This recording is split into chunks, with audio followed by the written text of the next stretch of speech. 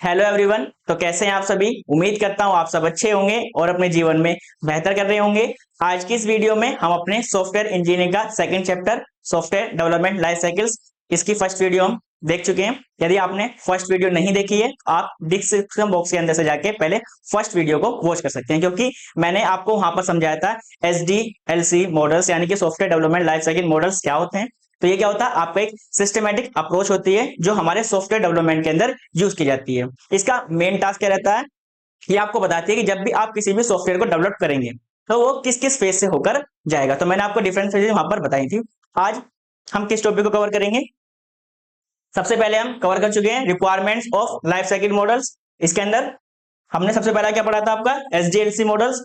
ठीक है, क्या होते हैं, उसकी कौन कौन सी फेजेस होती हैं वो हम पढ़ चुके हैं। सेकंड हमने क्या पढ़ा था, उसके अंदर क्लासिकल वाटरफॉल मॉडल, और इसका हमने एक एक्सटेंडेड वर्जन और पढ़ा था, क्या था हमारा, इटरेटिव वाटरफॉल मॉडल। आज हम क्या पढ़ेंगे, prototyping models and evolutionary models के बारे में हम पढ़ेंगे। बाकी बचे हुए टॉपिक्स को हम इसके नेक्स्ट वीडियो के अंदर कवर करेंगे। फर्स्ट क्या है आपका, प्रोटोटाइपिंग मॉडल। आपका क्या है, प्रोटोटाइपिंग मॉडल्स। आप पहले इसे एक एग्जांपल से समझते हैं। ठीक है, आप कभी भी मोबाइल शॉप के ऊपर गए होंगे। ठीक है, जब आप मोबाइल शॉप के अंदर जाते हैं तो वहां पर आपको डिफरेंट कंपनी से क्या है, बाहर मॉडल्स लगे हुए दिखाई देंगे। ठीक है, वो आपके एक्चुअल फोन की तरह वर्क नहीं करते, बस क्या रहते हैं, एक तरह से डेमो रहते हैं। ठीक है, आप क्या करते हैं, उन डेमो को आप देखते हैं। यदि आपको उस डेमो के अंदर कुछ कमी लगती है तो आपका जो शॉप वाला रहता है आप उसे बता देते हैं, यार इस सिस्टम के अंदर यदि ये वाली कॉन्फ़िगरेशन और होती तो ये अच्छा होता। तो यहाँ पर आपने देखा है कंपनी ने क्या किया है कि एक्चुअल पूरा मोबाइल डेवलपमेंट ना करके क्या किया है, एक डेमो तैयार किया है। अब उस डेमो के बेस पे क्या कर रही है, वो कस्टमर से फीडबैक ले रही है। अब इस फीडबैक को क्या करेगी, वो अपने नोट करा लेगी, और जब इसके एक्चुअल डेवलपमेंट करेगी तो क्या करेगी, जितने भी यूजर के फीडबैक थे उनके बेस पे क्या करेगी, इस मॉडल को अब तैयार करेगी। इसी प्रकार से अब हम समझ सकते हैं कि जब हम किसी भी सॉफ्टवेयर एप्लीकेशन को डेवलप करते हैं, ठीक है, तो सॉफ्टवेयर एप्लीकेशन को डेवलप करने से पहले हम क्या करते हैं, सबसे पहले हम अपने यूजर की रिक्वायरमेंट पूछते हैं। भाई ऐसे तो है नहीं हम किसी भी सॉफ्टवेयर एप्लीकेशन को डायरेक्टली बनाना शुरू कर देंगे। सबसे पहला काम क्या है हमारा, यूजर की रिक्वायरमेंट को एनालाइज करना। हमने यूजर की रिक्वायरमेंट्स ले ली। अब हम उसकी रिक्वायरमेंट के बेस पे अब क्या करेंगे, एक प्रोटोटाइप मॉडल तैयार करेंगे। ठीक है, जो हमने प्रोटोटाइप मॉडल तैयार किया है इसके अंदर इसके मेन फीचर्स तो नहीं होंगे। ठीक है, केवल क्या होगी, इसकी कोर फंक्शनलिटी को हम क्या कर देंगे, इसके अंदर डिफाइन कर देंगे। जब हम एक अपना प्रोटोटाइप बना लेंगे तो हम अपने यूजर को दिखाएंगे, क्या आपके बेस पर जो आपने रिक्वायरमेंट दी थी इसके बेस पे हमने ये आपका डेमो तैयार किया है, क्या आप इस डेमो से सेटिस्फाइड हैं या नहीं। यदि वो उस डेमो से जो आपने प्रोटोटाइप बनाया है सेटिस्फाइड है तो आप क्या चले जाएंगे, डेवलपमेंट वाली फेज के अंदर चले जाएंगे। मान लीजिए जो आपने डिजाइन बनाया है, ठीक है, जो आपने डिजाइन बनाया है वो आपके कस्टमर को पसंद नहीं आया, तो क्या करेगा, उसके अंदर आपको क्या करेगा, कुछ और बताएगा कि आप इसके अंदर क्या है, इसको यहाँ से रिफाइन कर सकते हैं, यानी कि आप इसके अंदर ये चेंजेस कर सकते हैं। जब वो चेंजेस करेंगे तो आप फिर से क्या करेंगे, एक और दूसरा प्रोटोटाइप्स बनाएंगे। ठीक है, फिर से आप प्रोटोटाइप्स बनाएंगे, फिर से आप एक बार यूजर को चेक कराएंगे। यदि यूजर सेटिस्फाइड होगा तो आप डेवलपमेंट वाले के अंदर चले जाएंगे, अदरवाइज क्या करेंगे, फिर से उसे रिफाइन करेंगे। इससे क्या फायदा हो रहा है, इससे क्या फायदा हो रहा है, हमने वाटरफॉल मॉडल के अंदर देखा था, क्या था कि हम डायरेक्टली एक बार यूजर की रिक्वायरमेंट्स ले ली और उसके बाद क्या है, हमने उसका डिजाइनिंग किया, उसके बाद डेवलपमेंट किया, टेस्टिंग किया। जब हम मेंटेनेंस वाली फेज के अंदर जाते थे, जब भी हम क्या है, यूजर को उसका फाइनल प्रोडक्ट दिखाते थे। वहां पर यदि इनके बीच में मान लीजिए कोई डिजाइन यूजर को पसंद नहीं आएगा तो क्या हम कहां पर उसके डेवलपमेंट के अंदर चेंज कर सकते थे, नहीं, कहां पर, केवल मेंटेनेंस के अंदर जाके हम उसे चेंज करते थे। लेकिन इसका क्या फायदा हुआ, हम यूजर की रिक्वायरमेंट के बेस पे क्या है, उसका प्रोटोटाइप बना रहे हैं। जब तक यूजर अपनी रिक्वायरमेंट जो उसने दिए हैं, जो उसकी एक्सेप्टेंस है किससे, अपने सॉफ्टवेयर एप्लीकेशन से, जब तक वो सेटिस्फाइड नहीं होगा जब तक हम उस सॉफ्टवेयर को डेवलप नहीं करेंगे। क्योंकि ऐसा नहीं है कि हमने एक प्रॉपर टीम्स रख रखी डेवलपमेंट वाली, उसके पास भी इतना टाइम है कि बार बार क्या हो, यूजर की रिक्वायरमेंट को चेंज करता रहे। इससे तो अच्छा है कि हम पहले क्या करते हैं, उसे मॉडल बना के दे दें और उससे पूछ लें कि भाई आपकी जितनी रिक्वायरमेंट्स है आप देख लीजिए, ये हमने बनाया है, आप उसके अंदर कोई और चेंज कराना है तो आप बता दीजिए। ठीक है, अब देखते हैं इसके अंदर क्या है। The prototyping model is a software development approach. ये क्या है, आपकी सॉफ्टवेयर डेवलपमेंट अप्रोच है जो मैंने आपको बताया। दैट एम्फेसाइज क्रिएटिंग प्रोटोटाइप्स, क्या करती है, आपका एक प्रोटोटाइप्स को क्रिएट करती है टू विजुअलाइज, किसको, जो आपका मॉडल है उसको देखने के लिए, and refine the requirement of a systems, जो आपने प्रोटोटाइप्स उसको शो कराया है। यदि उसके अंदर कोई कमी है तो आप क्या करेंगे, उसके रिक्वायरमेंट्स के बेस पे क्या करेंगे, उसे फिर से क्या कर देंगे, रिफाइन कर देंगे। Here and overview of the process. ठीक है, यहाँ पर क्या कहते हैं, हमारा जो भी प्रोसेस है उसके अंदर क्या है, ओवरव्यू देंगे। अब इसके अंदर मेन स्टेज आपकी कौन कौन सी होती है, मेन फेजेस कौन कौन सी होती है भाई। सबसे पहला स्टेज तो मैंने आपको बता रखा है कि आप जब भी किसी भी सॉफ्टवेयर को बनाएंगे, आपका सबसे पहला स्टेप क्या है कि जो आपका यूजर है उसकी रिक्वायरमेंट्स को आपको लेना और उसको एनालाइज करना। तो ये फर्स्ट पेज भी आपके यहाँ पर लिखे हुए हैं, क्या है, रिक्वायरमेंट्स गैदरिंग। आपका फर्स्ट स्टेप ये है कि आप सबसे पहले आप यूजर की रिक्वायरमेंट्स को चेक लीजिए कि आपका जो यूजर है जिसके लिए आप सॉफ्टवेयर एप्लीकेशन बनाते हैं वो एक्चुअल में उसकी एक्सेप्टेंस क्या है, किसके प्रति, अपने सॉफ्टवेयर एप्लीकेशन के प्रति। ठीक है, सेकंड आप क्या करेंगे, आप डेवलपिंग द प्रोटोटाइप्स। आपने रिक्वायरमेंट्स पता कर ली, उसके बेस पे क्या करेंगे, आप एक सॉफ्टवेयर एप्लीकेशन क्या बनाएंगे, डेमो बनाएंगे। इस डेमो के अंदर आपको याद रखना है इसके की फीचर्स नहीं ऐड किए जाते हैं, केवल इसकी कोर फंक्शनैलिटी को क्या करते हैं, हम ऐड करते हैं। प्रोटोटाइप्स बनाने के बाद हम क्या करेंगे, उसे यूजर को देंगे। यूजर को हमने प्रोटोटाइप्स दे दिया, अब यूजर क्या करेगा, यदि वो उस डिजाइन से सेटिस्फाइड है तो हम डेवलपमेंट में चले जाएंगे। अदरवाइज जो यूजर ने फीडबैक दिया है उसके बाद हम क्या करेंगे, अपने प्रोजेक्ट क्या करेंगे, फिर से रिफाइन करेंगे। यहाँ पर क्या है, रिफाइनिंग। यदि सेटिस्फाइड होगा डेवलपमेंट, यदि नहीं है तो हम क्या करेंगे, उसे रिफाइन करेंगे। रिफाइन करने के बाद फिर से हम क्या करेंगे, उसका एक प्रोटोटाइप्स मॉडल तैयार करेंगे। प्रोटोटाइप्स मॉडल तैयार करने के बाद सपोज ये इस बार उसको डिजाइन पसंद आ गया तो हम क्या करते हैं, अपने फाइनल प्रोडक्ट डेवलपमेंट के अंदर चले जाते हैं। इससे क्या होता है, हमारा मनी और टाइम दोनों बचता है। क्योंकि यदि हम एक बार रिक्वायरमेंट्स को कर लें और उसके बाद सीधे सॉफ्टवेयर को डेवलप कर दें, मान लीजिए यूजर बाद में कहने लगे सर मुझे ये डिजाइन पसंद नहीं आ रहा है, तो जो हमारी टीम काम करने वाली थी उसका टाइम भी वेस्ट होगा और कॉस्ट भी तो ज्यादा लगेगी। क्योंकि आप किसी प्रोडक्ट के ऊपर जितने दिन ज्यादा काम करेंगे उतनी कॉस्ट भी तो आपकी ज्यादा लगेगी। तो इससे बचने के लिए हम क्या करते हैं, पहले यूजर क्या बना देते हैं, एक डेमो बना के देते हैं, यानी प्रोटोटाइप दे देते हैं। यदि वो उससे सेटिस्फाइड रहता है तो हम उसके डेवलपमेंट फेज के अंदर जाते हैं। अदरवाइज हम डेवलपमेंट वाला काम तब तक नहीं करते जब तक यूजर क्या है, अपने डिजाइन से सेटिस्फाइड नहीं होता। अब इसे एक डायग्राम के थ्रू समझते हैं। यानी कि यदि आपसे पूछा जाए एग्जाम के अंदर कि प्रोटोटाइपिंग मॉडल्स क्या होते हैं, तो आपको पहले थ्योरी पार्ट्स के अंदर बता देना है। ठीक है, ये क्या है उसके मेन, ये क्या है उसकी ये मेन फेजेस है। सबसे पहले आपको रिक्वायरमेंट को एनालाइज करना है, उसके बाद क्या करना है, आपको प्रोटोटाइप्स बनाना है। जब आप प्रोटोटाइप्स बना लेंगे तो आप क्या करेंगे, यूजर से फीडबैक लेंगे। जब आप यूजर से फीडबैक ले लेंगे, यदि सही है आप फाइनल प्रोडक्ट को डेवलप करेंगे, यदि नहीं है तो आप क्या करेंगे, उसे रिफाइन करेंगे। अब देखिए यहाँ पर मैंने इसको दो कैटेगरी के अंदर डिवाइड किया। सबसे पहला क्या है, ये तो फेज क्या है आपकी प्रोटोटाइप है, और ये क्या है आपकी डेवलपमेंट। आप इस फेज से यानी कि फेज 1 से लेके फेज 2 तक, आप फेज 1 से फेज 2 के अंदर तभी आएंगे कब, जब आपका जो आपने प्रोटोटाइप्स बनाया है उससे यूजर क्या होगा, आपका सेटिस्फाइड होगा। जब तक सेटिस्फाइड नहीं होगा आप क्या करेंगे, प्रोटोटाइप डेवलपमेंट वाली फेज के अंदर ही रहेंगे।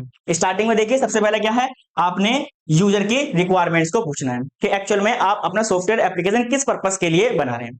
ठीक है, जब आप उसको पता कर लेंगे तो फिर आप क्या करेंगे, अपनी टीम से पूछेंगे क्या हम इसकी कॉस्ट में और इसके टेक्निकली इस सॉफ्टवेयर को डेवलप कर सकते हैं या फिर नहीं। यदि आप उस सॉफ्टवेयर को डेवलप कर सकते हैं तो आप करेंगे एक क्विक डिसीजन लेंगे। उसके अंदर आप क्या क्या करेंगे, एक प्रोटोटाइप्स बनाएंगे। क्या करेंगे, एक प्रोटोटाइप्स बनाएंगे। जब आपने प्रोटोटाइप्स बना लिया तो आप क्या करेंगे, अब उसे यूजर को सेंड करेंगे। क्या करेंगे, आप उसे यूजर को देंगे कस्टमर इवेल्युएशन ऑफ प्रोटोटाइप्स। यानी कि आपने कस्टमर को दे दिया, आप क्या करेगा, उसका इवेल्युएशन करेगा, किसका, आपके प्रोटोटाइप्स का।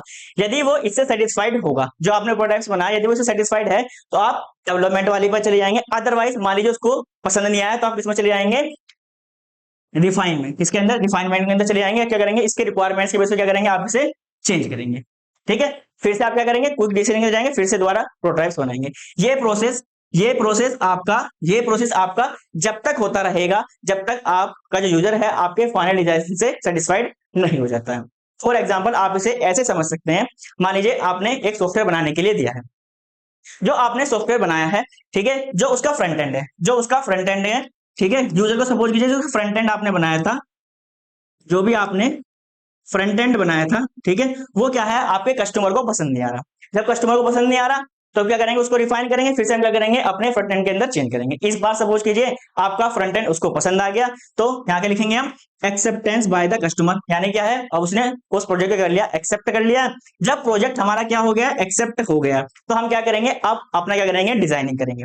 क्या करेंगे, डिजाइनिंग करेंगे। डिजाइनिंग के अंदर मैंने आपको बताया था हम डिफरेंट टाइप्स के, जैसे फ्लो चार्ट हो गया, डीएफडी हो गया, इसको यहाँ पर प्रिपेयर करते हैं। जब इसको बना लेंगे तो हम क्या करते हैं, अब अपने प्रोजेक्ट क्या करते हैं, एक्चुअल में क्या करते हैं, इंप्लीमेंट करते हैं। क्या करते हैं, इंप्लीमेंट करते हैं। इंप्लीमेंट केस के अंदर आपको क्या होगा, जितनी भी आपकी क्या होगी, बैकएंड, जितनी भी आपकी बैकएंड एंड फ्रंट एंड जितनी भी आपकी बैक एंड फ्रंट एंड की कोडिंग होगी वो किसमें होगी, आपकी इंप्लीमेंटिंग के दौरान होगी। अब जब आप कोडिंग्स वाला पार्ट कंप्लीट कर लेंगे तो आप क्या करेंगे, आप अपने प्रोजेक्ट क्या करेंगे, टेस्ट करेंगे। क्या करेंगे, टेस्ट करेंगे। तो मैंने टेस्टिंग के अंदर बताया आपको डिफरेंट टाइप की टेस्टिंग कर सकते हैं आप, जैसे आपका यूनिट टेस्टिंग और black box testing, black box testing, ऐसी आपका white box testing, different type की टेस्टिंग आप अप्लाई करेंगे। जब टेस्टिंग में आपका सॉफ्टवेयर एप्लीकेशन अप्रूव हो जाएगा तो आप लास्ट फेज में क्या चले जाएंगे, आप मेंटेनेंस वाली फेज के अंदर चले जाएंगे। इसके बाद भी ये यूजर मेंटेनेंस में चले जाएंगे जब यूजर उसको एक्सेस करेगा,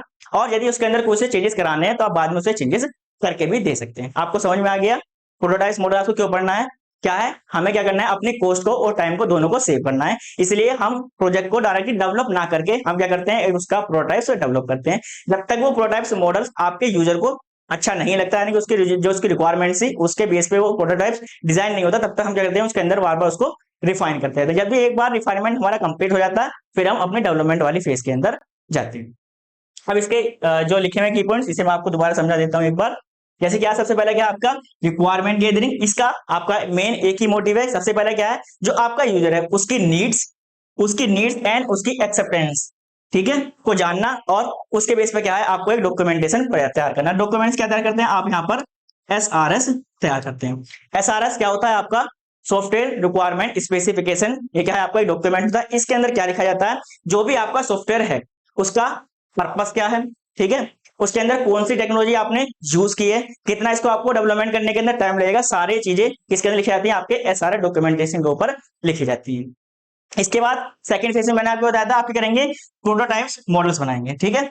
जब आपकी रिक्वायरमेंट्स एक बार तैयार हो जाएंगे तो आप क्या करेंगे, आप अपने क्रिएट करेंगे, किसको, आपको प्रोटोटाइप्स को आपको करना है, क्रिएट करना है। किसके बेस पे, आपके यूजर की रिक्वायरमेंट के बेस पे आपको क्या करना है, अपना प्रोटोटाइप्स तैयार करना है, ठीक है। जो आपका ये प्रोटोटाइप होता है, ये एक क्या होता है, एक तरीके से वर्किंग मॉडल ही होता है। लेकिन ये क्या होता है, आपका वर्किंग मॉडल होता है, लेकिन आपको मेन पॉइंट क्या रखना है, but may have not all future full develop, यानी कि इसके अंदर जितने भी मेन फीचर्स हैं वो डेवलप नहीं किए जाते हैं, केवल क्या है, इसकी आपको कोर फंक्शनैलिटीज क्या है, डिफाइन करके दी जाती है। सही है, चलिए नेक्स्ट देखते हैं यूजर फीडबैक। जब आपने एक बार प्रोटोटाइप बना लिया, जब आपने एक बार प्रोटोटाइप अपना तैयार कर लिया, अब क्या करेंगे, अब आप उसे यूजर को देंगे। यूजर क्या करेगा, उसको यूज करेगा और उसके वेट पे क्या देगा, आपको रिक्वायरमेंट्स जो भी उसको और चेंजेस करानी होंगी वो आपको बता के दे देगा। जैसे user interact with the prototype, user क्या करेगा, इंटरेक्ट करेगा किससे, आपके प्रोटोटाइप से, एंड प्रोवाइड फीडबैक, आपको कुछ प्रोवाइड करेगा, फीडबैक देगा। These step important as at it help identify what work well and what need to be improvement. ये फेज जो है आपकी इसलिए इंपॉर्टेंट है, ये आपको बताती है कि इस प्रोडक्ट्स के अंदर क्या काम तो आपका अच्छा किया गया है और किस फेज के अंदर क्या करना है, आपको इंप्रूवमेंट करना है, ठीक है। चलिए नेक्स्ट है आपका रिफाइनमेंट। जब आपने यूजर का एक बार फीडबैक ले लिया, क्या किया, based on user feedbacks, user का आपने एक बार फीडबैक ले लिया, अब उस फीडबैक के बेस पे क्या करेंगे, आप फिर से क्या करेंगे, एक प्रोटोटाइप मॉडल को फिर से तैयार करेंगे। Then the prototype is revised and improve, फिर से क्या करेंगे, आप प्रोटोटाइप्स को रिवाइज करेंगे और उसको इंप्रूव करेंगे। दिस प्रोसेस में involve several iteration, refine the prototypes until the meets the user acceptation, ठीक है। इसमें क्या है, हमारी एक से ज्यादा बार हम क्या करेंगे, इस प्रोसेस को करेंगे और कब तक करते रहेंगे, जब तक हमारे यूजर की एक्सेप्ट नहीं हो जाती। समझ में आ गया आपको, चलिए अब इसके एडवांटेज देखते हैं, ठीक है, कि आपके प्रोटोटाइप्स मॉडल्स के एडवांटेज क्या। सबसे पहले क्या है, रिड्यूस डेवलपमेंट टाइम। भाई रिड्यूस डेवलपमेंट टाइम क्यों है, क्योंकि हम डेवलपमेंट वाली फेज के अंदर तब तक नहीं जा रहे हैं जब तक क्या है, हम हमारा जो प्रोटोटाइप्स है वो यूजर द्वारा एक्सेप्ट नहीं किया जा रहा है। यदि आपको अच्छे से समझ में आ रहा है तो प्लीज वीडियो को लाइक और शेयर जरूर करिएगा। चलिए सेकंड पॉइंट क्या है आपका, रिड्यूस डेवलपमेंट कॉस्ट।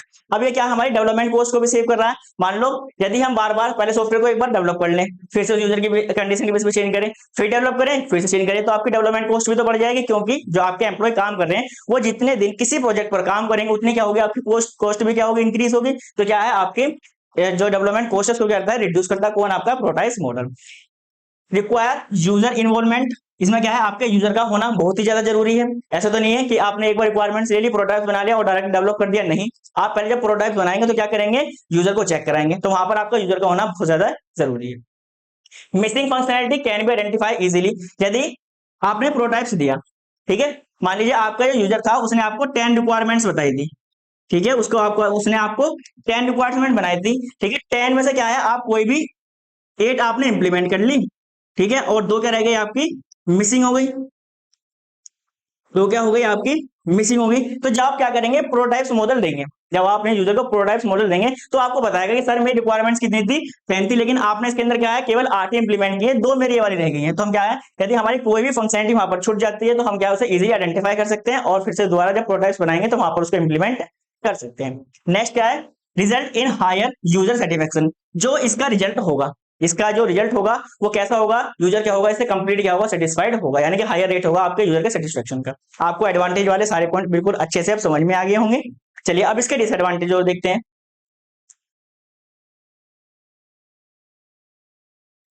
डिसएडवांटेज सबसे पहला delay in starting the real project. इसमें क्या है कि भाई हम क्या कर रहे हैं बार बार अपने प्रोटोटाइप्स के ऊपर काम कर रहे हैं, ठीक है। मान लीजिए जो आपकी टीम है इस समय करंट में खाली पड़ी हुई है, यानी कि जो आपकी डेवलपमेंट वाली टीम है पूरी कंप्लीटली खाली है, ठीक है।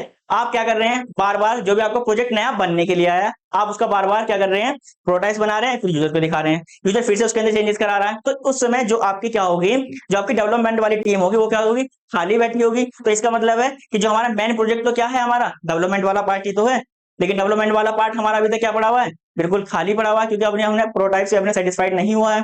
तो यहाँ पर जो आपका delay in starting the real project, real project को आपको स्टार्ट करना उसके अंदर काफी ज्यादा समय लगता है, क्योंकि हम क्या करते हैं बार बार अपने प्रोटोटाइप को क्या करते हैं रिफाइन करते रहते हैं, कब तक जब तक जो हमारा प्रोजेक्ट है वो यूजर की सेटिस्फेक्शन को नहीं करता है। सेकंड क्या है आपका टोटल इन्वेस्टमेंट इज मोर। इसमें क्या है आपकी टोटल इन्वेस्टमेंट ज्यादा आती है। क्यों ज्यादा आती है, क्योंकि आप बार बार क्या करते रहते हैं आप अपने प्रोडक्ट्स को क्या करते हैं बार बार मॉडिफाई करते रहते हैं। Total time taken is more, इसके अंदर टाइम भी ज्यादा लगता है। मान लीजिए आपका प्रोजेक्ट वैसे देखा जाए तो कोडिंग वाले पार्ट के अंदर 20 दिन के अंदर कंप्लीट हो जाता, ठीक है, लेकिन 20 दिन में से आपने 15 दिन तो किसमें वेस्ट कर दिए प्रोटोटाइप में वेस्ट कर दिए, ठीक है। आपने 20 डेज किसके अंदर वेस्ट कर दिए, आपने प्रोटोटाइप बनाने में क्या कर दिया उसको वेस्ट कर दिया। अब बचे आपके 5 दिन, बचे क्या आपके 5 दिन। क्या आप 5 दिन के अंदर कोडिंग कर सकते हैं, नहीं, क्योंकि आपको इतने चाहिए थे 20 डेज चाहिए थे, ठीक है। तो 15 तो आपके यहाँ वेस्ट हो गया, आपको 15 और चाहिए, कितने हो गया 20। अब टोटल कितना हो गया 15। तो आपको टोटल प्रोजेक्ट बनाने में कितने लग रहे हैं 35 डेज लग रहे हैं, लेकिन एक्चुअल कोडिंग कितने में हो जाती है आपकी 20 डेज के अंदर हो जाती। तो इसमें क्या है हमारा टाइम भी ज्यादा लगता है। Involvement by the client is not always perfect by the developer.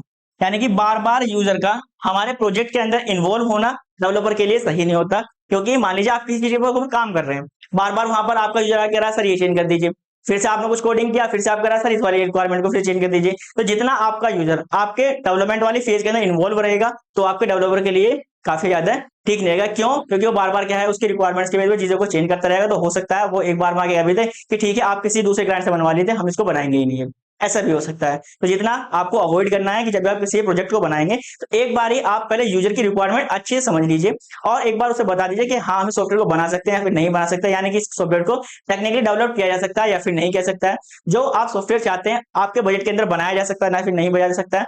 एक बार आपने सारी चीजें एक बार चेक कर लें तो फिर आप जब सॉफ्टवेयर डेवलप हो जाए तो उसके बाद आप उसको चेक करा सकते हैं, ठीक है। अब आपको समझ में आ गया होगा। अब हम नेक्स्ट देखते हैं इवोल्यूशनरी मॉडल्स क्या होता है, ठीक है।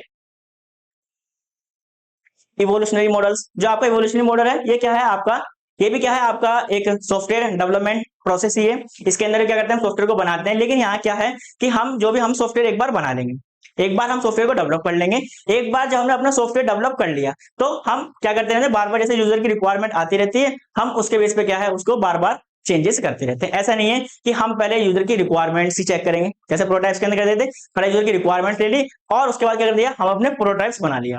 अब जब तक हमारा प्रोटोटाइप यूजर के द्वारा एक्सेप्ट नहीं होगा तब तक हम उसी फेज के अंदर रहेंगे।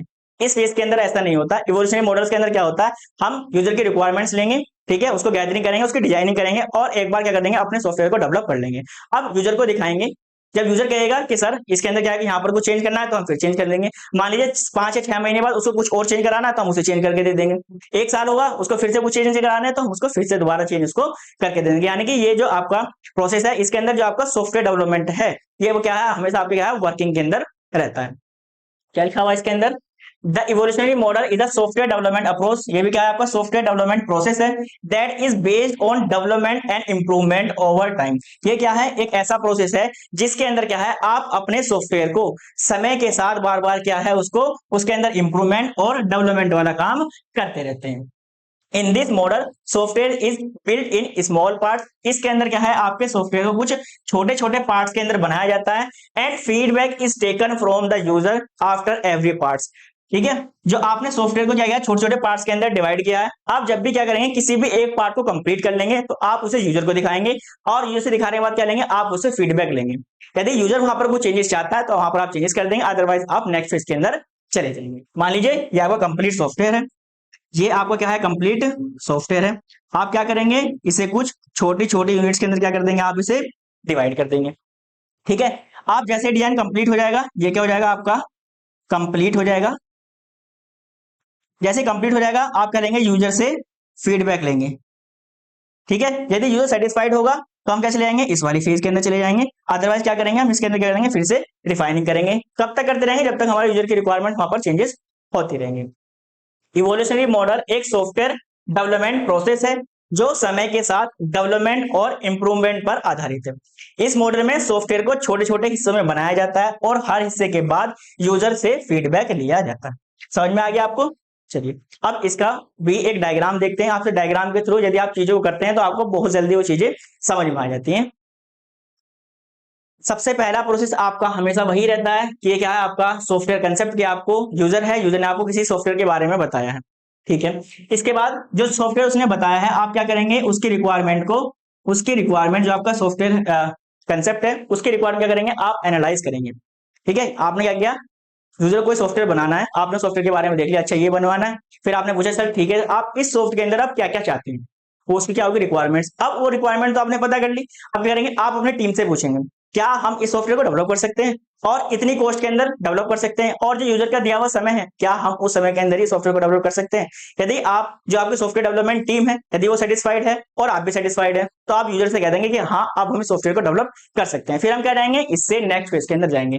मान लीजिए यहाँ पर रिक्वायरमेंट्स के अंदर कुछ आपको ऐसा लगा कि आप उस सॉफ्टवेयर को नहीं बना सकते हैं, क्या कुछ इसके अंदर यूजर को आप बताएंगे कि सर आप इसके प्लेस पर यदि आप इसको यूज करेंगे तब हम आपका सॉफ्टवेयर बना सकते हैं, तो आप फिर से कहा जाएंगे अपने सॉफ्टवेयर वाले कंसेप्ट के ऊपर जाएंगे, तो यूजर कहेगा चलो ठीक है आप इसके बेस पर बना दीजिए, तो फिर से हम कहा जाएंगे उसके रिक्वायरमेंट हमने एनालाइज कर ली, यहाँ पर वापस आ जाएंगे।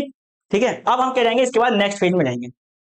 जब हम नेक्स्ट पेज के अंदर जाएंगे तो नेक्स्ट पेज में क्या करेंगे जो भी हमने रिक्वायरमेंट्स ली, जो भी हमने रिक्वायरमेंट्स लिए हमने क्या लिया है उसके लिए एक एसआरएस तैयार कर लिया है, उसके लिए क्या है हमने एक एसआरएस डॉक्यूमेंटेशन तैयार कर ली है। अब उस एसआरएस के बेस पे हम क्या करेंगे अब हम अपने सॉफ्टवेयर का डिजाइन तैयार करेंगे। जो हमने सॉफ्टवेयर का डिजाइन तैयार किया है ठीक है कि उस डिजाइन पे यदि आपका जो यूजर है सेटिस्फाइड है, सबसे पहले क्या करेंगे आपने डिजाइन किया।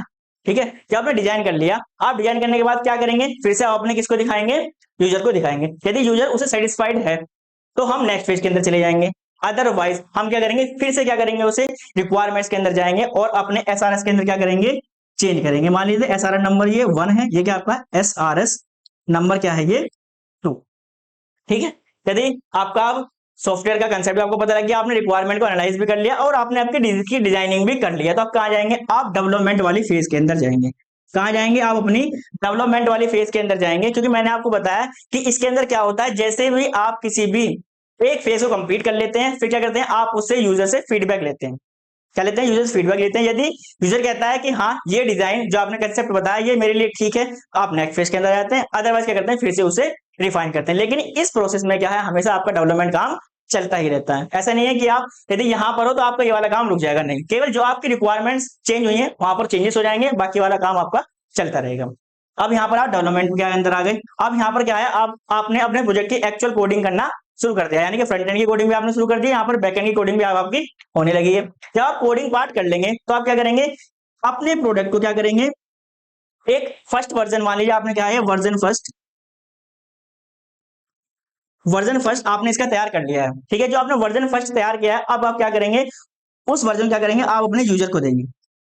ठीक है, एक वर्जन आपने बना के दे दिया, अब आप यूजर से क्या लेंगे फीडबैक लेंगे। ठीक है जी, फीडबैक लेंगे, फीडबैक लेने के बाद यदि आपका यूजर सेटिस्फाइड है तो हम इसे क्या बना देंगे फाइनल बना देंगे। यदि नहीं है यदि हम नहीं है तो क्या करेंगे, जो भी हमारे यूजर की रिक्वायरमेंट्स हैं नई वाली, उसके बेस पे हम क्या करेंगे, फिर से करेंगे उसकी डिजाइनिंग करेंगे।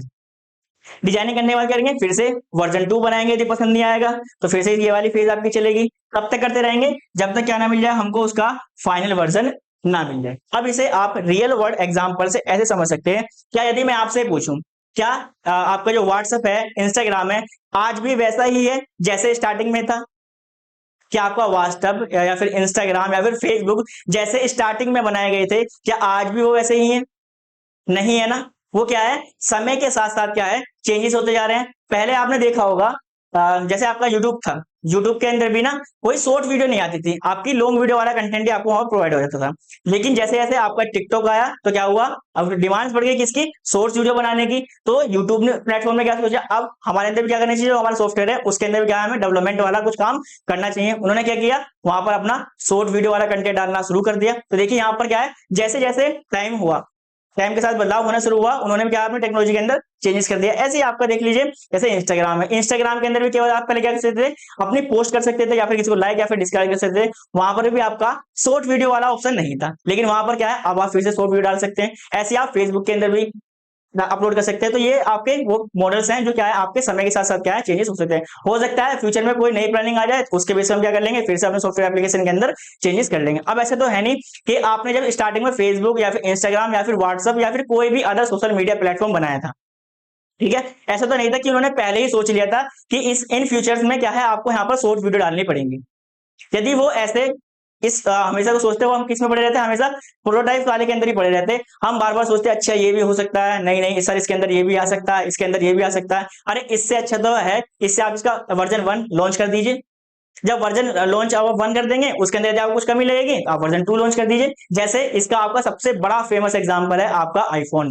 आपने देखा होगा आईफोन आपका जितना हर साल का है एक नया मॉडल लेकर आता है। जैसे वेब पर लेकर आया आईफोन 11 लेकर आया, फिर 12 लेकर आया, फिर 13 लेकर आया, अभी 15 लेकर आया था। 15 जैसे उसने लॉन्च किया, उसके अंदर देखा अच्छा ये वाली चीजें और इंप्रूवमेंट की जा सकती हैं। अब बार क्या लिया, आईफोन 16 लिया है। अब आईफोन 16 के अंदर जैसे वो कुछ कमी देखेगा, फिर आईफोन हो सकता है 17 लिया है, 18 लिया है, हो सकता है वो क्या कर रहा है, वो अपने साथ जो आपका सॉफ्टवेयर एप्लीकेशन क्या है उसे समय के साथ साथ क्या है वो चेंज कर रहा है। अब आपको अच्छे से समझ में आ गया होगा कि आपका इवोल्यूशनरी मॉडल्स किसे कहते हैं। अब जैसे हमने प्रोटोटाइप्स मॉडल के एडवांटेज और डिसएडवांटेज पढ़े थे, ऐसे हम किसके पढ़ेंगे, इवोल्यूशनरी मॉडल्स के कुछ एडवांटेज और डिसएडवांटेज कवर करेंगे। सबसे पहला एडवांटेज क्या है इसका, रिस्क एनालाइज इज बेटर। इसमें क्या है, हम रिस्क को आसानी से एनालाइज कर सकते हैं, क्योंकि हम क्या है, यूजर से प्रत्येक स्टेज में क्या लेते हैं, फीडबैक लेते हैं। जहां पर भी कुछ चेंजेस होते हैं वहां पर उस चेंज को परफॉर्म कर लेते हैं। इट सपोर्ट चेंजिंग रिक्वायरमेंट्स, ये क्या करता है, आपकी रिक्वायरमेंट चेंजेस को सपोर्ट करता है। मैंने आपको बताया जैसे ही आपको समय के साथ यदि कुछ चेंजेस लगते हैं तो आप सॉफ्टवेयर में क्या है, चेंजेस वहां पर कर सकते हैं। Initial operating time is less, क्योंकि इसका इनिशियल टाइम कम क्यों है, क्योंकि आप पहले क्या कर देंगे, आप सॉफ्टवेयर का डायरेक्टली एक वर्जन आप उसको बना के दे देंगे। उस वर्जन के बेस पे आपको जो भी चेंजेस करने हैं आप उसे नेक्स्ट वर्जन के अंदर चेंजेस करके दे देंगे। आप उसके लिए वेट नहीं करेंगे। आपसे कहा गया ये हमारी रिक्वायरमेंट्स है, आप रिक्वायरमेंट गैदरिंग कर लेंगे, डिजाइनिंग कर लिया, उसका फर्स्ट वर्जन लॉन्च करके दे दिया। उसके अंदर कोई चेंज करना है आप वर्जन नंबर 2, फिर से चेंज करना है वर्जन नंबर 3। तो इस तरीके से हमारा जो स्टार्टिंग टाइम है वो बहुत ज्यादा कम लगता है। क्यों, मान लीजिए यदि आप इसी से कंपेरिजन कीजिए यहाँ पर प्रोटोटाइप्स के अंदर क्या आप डेवलपमेंट वाली फेज के अंदर आ जाते थे? नहीं। कब तक नहीं आते थे, जब तक आपका यूजर जो आपने प्रोटोटाइप्स बनाया उसे सेटिस्फाइड ना हो, जब तक आप डेवलपमेंट वाला कुछ काम करते ही नहीं थे। आप प्रोटोटाइप्स के अंदर ही पड़े रहते थे, शायद आपका इस बार एक्सेप्ट हो जाए, शायद ये वाला उसको डिजाइन पसंद आ जाए, तो वहां पर आपकी डेवलपमेंट वाली टीम कहती बिल्कुल खाली पड़ी रहती थी। तो उसके लिए जो आपका प्रोजेक्ट का डेवलपमेंट टाइम था स्टार्टिंग वाला वो बहुत ज्यादा समय लगता था। ठीक है, नेक्स्ट देखेंगे, better suited for large and mission critical project. ये क्या है, आपके लार्ज प्रोजेक्ट के लिए अच्छा है, और जहां पर आपका मिशन जो कैसा हो, आपका क्रिटिकल हो, वहां पर ही आपका प्रोजेक्ट आप इसको यूज कर सकते हैं। Error can be detected much easily, जो वहां पर एरर होगी आप उसे इजीली फाउंड आउट कर सकते हैं, क्योंकि आप यूजर क्या लेते हैं, बार बार फीडबैक लेते रहते हैं। Quick user feedback is available leading to a better solution. यदि आपका यूजर का फीडबैक आपको तुरंत मिल जाएगा। मान लीजिए आप डिजाइनिंग के अंदर थे, डिजाइनिंग के अंदर से जैसे आप किसमें गए, टेस्टिंग में गए, तो डिजाइनिंग में सपोज कीजिए जब आप टेस्टिंग फेज के अंदर थे, आपको डिजाइनिंग के अंदर कुछ चेंज लिया, आपने यूजर फीडबैक लेंगे, डायरेक्टली क्या कर देंगे, डिजाइनिंग में चेंज कर देंगे, फिर से आप किसमें जाएंगे, अपने टेस्टिंग के अंदर आ जाएंगे। वैसे तो नहीं आपको बार बार यहाँ पर वेट करना पड़ रहा है, नहीं। ठीक है, next point, missing functionality can be identify easily. हम यूजर से क्या है, बार बार फीडबैक ले देते हैं। यदि हमारे पास कोई भी फंक्शनैलिटी यूजर की छूट जाती है तो यूजर हमें बता देगा कि सर आपके वर्जन नंबर 1 में ये वाली कमियां हैं। तो जब भी हम वर्जन नंबर 2 लॉन्च करेंगे तो उस कमी को उसको वहां पर पूरा कर देंगे। नेक्स्ट देखते हैं उसके डिसएडवांटेज। डिसएडवांटेज सबसे पहला, not suitable for small project. यदि आपका प्रोजेक्ट क्या है, कोई छोटा मोटा एप्लीकेशन है, तो उसके लिए आपको ये फॉलो नहीं करना है। Second, management complexity is more. इसमें क्या है, आपका मैनेजमेंट की कॉम्प्लेक्सिटी बहुत ज्यादा रहती है, क्योंकि आपको बार बार सॉफ्टवेयर को अपने मेंटेन करना होता है। Can be costly to use.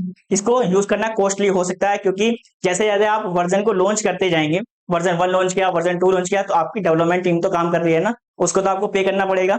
जब उसको पे करना पड़ेगा तो आपके जो प्रोजेक्ट है उसकी भी कॉस्ट बढ़ जाएगी। तो इसलिए क्या है, ये कॉस्टली भी आपका हो सकता है। Highly skilled resources are required to risk analyse. जो आपको, यदि आपको रिस्क को एनालाइज करना है, तो आपको क्या है, हाईली स्किल्ड रिसोर्सेज का वहां पर आपको यूज करना होगा। Project progress is highly dependent upon the risk analysis phases. यानी कि जो आपके प्रोजेक्ट की प्रोग्रेस है वो किसके ऊपर डिपेंड करती है, आपके रिस्क एनालिसिस फेज के ऊपर डिपेंड करती है। आई होप आपको एडवांटेज और डिसएडवांटेज बिल्कुल अच्छे से क्लियर हो गए होंगे। अब हम इसके वीडियो के अंदर हम क्या क्या कवर किया है, इसमें हमने दो मॉडल्स पढ़े हैं। पहला आपका प्रोटोटाइपिंग मॉडल्स। तो आपका प्रोटोटाइपिंग मॉडल क्या होता है, हम यहाँ पर अपने प्रोजेक्ट की एक्चुअल कोडिंग नहीं करते हैं। हम क्या करते हैं, यहाँ पर हम पहले क्या करते हैं, अपना एक प्रोटोटाइप तैयार करते हैं। यदि उस प्रोटोटाइप से आपका कस्टमर जिसके लिए आपने प्रोडक्ट बना रहे हैं, यदि वो सेटिस्फाइड होगा, आप डेवलपमेंट वाली फेज के अंदर चले जाएंगे। अदरवाइज आप क्या करेंगे, फिर से अपने प्रोडक्ट को क्या करेंगे, रिफाइन करेंगे। और आप इस प्रोसेस को कब तक करेंगे, आप इस प्रोसेस को जब तक करते रहेंगे जब तक जो आपका कस्टमर है आपके प्रोडक्ट से क्या ना हो, सेटिस्फाइड ना हो। ठीक है। नेक्स्ट हमने इसके अंदर पढ़ा था इवोल्यूशनरी मॉडल्स। तो इवोल्यूशनरी मॉडल्स क्या होते हैं, ये भी आपका एक सॉफ्टवेयर डेवलपमेंट प्रोसेस है। इसके अंदर क्या होता है, आप अपने किसी भी सॉफ्टवेयर को जब डेवलप करते हैं, क्या है, उसे आपके टाइम के साथ चेंजेस करते रहते हैं, जैसे जैसे उसकी रिक्वायरमेंट्स आती रहती है। आई होप आपको दोनों मॉडल से बिल्कुल अच्छे से समझ में आ गए होंगे।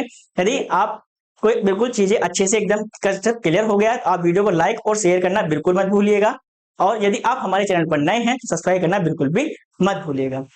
इस पीडीएफ को कैसे डाउनलोड करना है, आपको बिल्कुल भी परेशान नहीं होना है। सीधे इस वीडियो के डिस्क्रिप्शन बॉक्स के अंदर जाना है, वहां पर आपको हमारा टेलीग्राम लिंक मिलेगा। आप जैसे ही टेलीग्राम लिंक पर क्लिक करेंगे तो आप सेमेस्टर अड्डा के किसे पहुंच जाएंगे, टेलीग्राम ग्रुप पर पहुंच जाएंगे। आपको सिंपली पहले वहां पर ज्वाइन पर क्लिक करना है। जैसे आप ज्वाइन पर क्लिक करेंगे तो आप सेमेस्टर अड्डे फैमिली का एक मेंबर बन जाएंगे। और वहां पर ये पीडीएफ आपको बिल्कुल फ्री ऑफ कॉस्ट मिल सकती है, आप सिंपली वहां से डाउनलोड कर सकते हैं। तो मिलते हैं आपसे नेक्स्ट वीडियो के लिए, तब तक के लिए बाय बाय।